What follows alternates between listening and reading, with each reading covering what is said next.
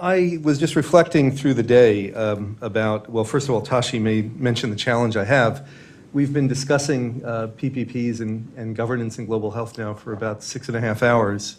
And you've probably heard most of what I'm going to say. I was also reflecting on Michael's talk this morning, and it reminded me of a statement that's been attributed to Daniel Bell, who is also a Harvard professor of sociology. He was once said to have observed that academics take what works perfectly well in practice, and they see if it can be made to work in theory. So, now, in fairness to Michael, his model does actually offer some heuristic value in trying to understand why certain dimensions of partnerships work well. And so that's what I hope to do in the next 11 minutes and 12 seconds, is give you a pragmatic perspective on how ACHAP, the African Comprehensive HIV/AIDS Partnerships Program in Botswana, worked, and some of the reasons why.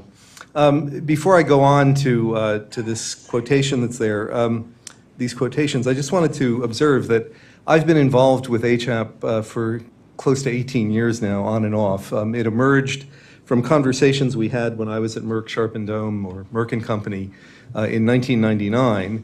And the hypothesis that we had was that at the time, it was just after triple combination therapy had been introduced, and there was excitement around new possibilities for dealing with the AIDS epidemic at the time.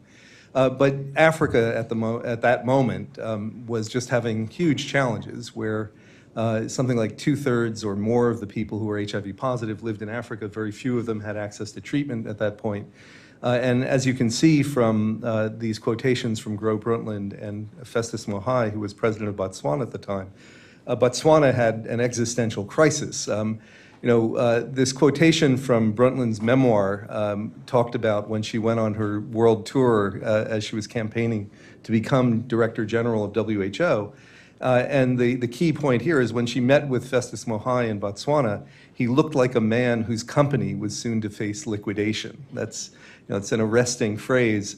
And pointed out that life expectancy in Botswana was already 50% below what it had been just a few decades earlier. And Mogae himself said in 2001 that the country was threatened with extinction. People are dying in chillingly high numbers, and it's a crisis of the first magnitude.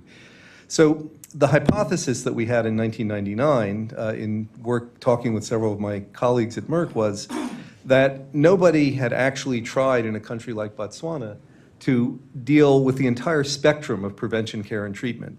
Uganda at the time, for those of you who were involved and recall what was happening, Uganda had had some success with a prevention-based strategy, the ABC strategy that President Museveni had really been the champion of. But treatments now, even though they were available in the north, and you'd seen a dramatic decline in mortality in the United States and Canada and Western Europe, there were probably only a few thousand people in Africa who'd been able to afford those treatments at the time.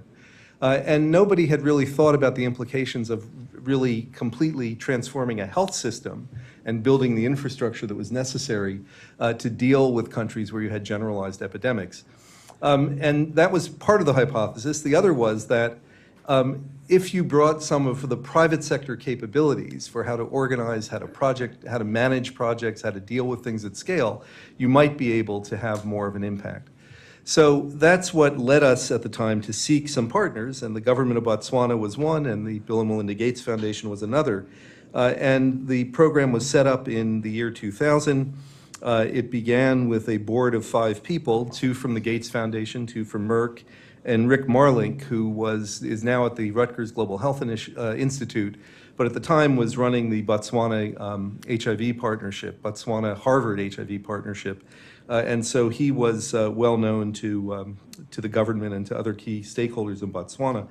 And the first director was Donald Akorta, who was actually the South African managing director for Merck, who moved to Botswana to begin to run this partnership. So what I want to just do in the next few minutes is just give you, I've already mentioned the context, talk about the experience we had with dealing with the multiple accountabilities in a project like this, with mediating competing interests, focus on some of the lessons learned, and then also the achievements that the partnership had, and finally, how to plan for sustainability. Now, this is a slide that we used in 2001 just to show the situation then, and I just wanted you to look at the chart of life expectancy because it showed that life expectancy in Botswana in the 90s had reached almost 70 years of age. This is life expectancy at birth. And it was predicted by the mid-2000s to drop to the low 30s. So there was a 50% reduction in life expectancy. And on the left-hand side of this chart, you can just see that in the cohorts between about 30 and 60, there was just an explosion of deaths in the 10 years between 1991 and 2001. And this is just the other side of the coin. Once the partnership was in place, we had a very clear metric. And this is also another point that I just wanted to make about alignment around a specific purpose. The goal was to address this threat of extinction that Mohai talked about. We wanted to bring treatment to Botswana, but not just treatment, to really deal with the entire system of prevention, treatment, and care so that you could transform the country's response to the epidemic. And in just the first couple of years, I mean, the details of this chart aren't that important. It's the slope and the way it looked. What was, we were able, through a variety of initiatives that were done in conjunction with the government and with other partners, we were able to really begin to jumpstart a national treatment program. And one of the things that was important about this is that you can see that the slope of these curves began to reach a plateau. And so, for instance, the way that we, and I'll come to this point in a minute, but the way that we were able to work together with the government and other stakeholders was once we saw that there was a plateau in the expansion of treatment, with the president's very direct involvement in it, Botswana was able to adopt routine HIV testing rather than the kind of testing and counseling that had been in place. And that helped people to really feel more comfortable about getting a test and then becoming eligible for treatment and enrolling in treatment. And actually, one of the interesting aspects of the Botswana partnership is that the opt-out testing that Botswana pioneered was eventually adopted by WHO and UNAIDS as a standard around the world. It was even adopted by CDC in the United States. So it had, those learnings were disseminated very broadly. This slide is just to show you how complicated the landscape was. There were literally dozens of potential partners and potential stakeholders whose interests had to be mediated. And Botswana, ACHAP itself was an NGO that worked in partnership with government but was separate from government. Now, I just want to quickly focus now on some of the governance and sustainability lessons that we learned. It was absolutely critical to have political will and commitment. The president was really leading the charge on this. And at the same time, it was important for the Gates Foundation and for Merck & Company to realize that we were working in different organizational and national cultures, and that really had a major impact on the way that the partnership worked. I'll give you just one example. For instance, it drove my colleague Donald DeCorta nuts that he couldn't get agreement from the government to move forward on something like building a network of 30-some clinics around the country when it was obvious that was needed. But the government had a very deliberate, consensus-based decision-making process in which it would have taken a couple of years to actually get approval to build the clinics and get them started. In the end, what he decided to do was just find a contractor and start building the clinics, and that pushed the government to move more quickly. But that had its own consequences, and we could talk about that in discussion. Country ownership was critical. Botswana, the ACHAP was integrated into national strategies and priorities. We focused on building local capacity, engaging communities.